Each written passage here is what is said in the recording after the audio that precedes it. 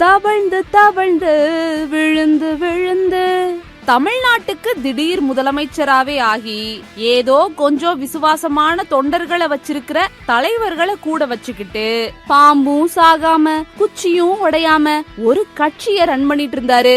யார பத்தி பேசுறேன் நான் கேக்குறிய? அதான் நம்ம அண்ணன் அட்டக்கத்தி எடப்பாடி பழனிசாமி பத்தி தான் பேசுறேன்.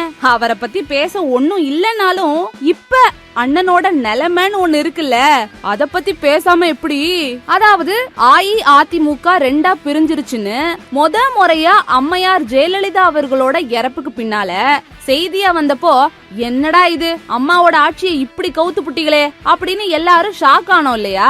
ஆனா இப்ப அதிமுக எத்தனை கட்சியா பிரிஞ்சிருக்குன்னு அதிமுக காரவங்களுக்கே தெரியாது. ஒன்னா இருந்தத ரெண்டாக்கி, ரெண்டா இருந்தத எட்டாக்கி புட்டாங்க.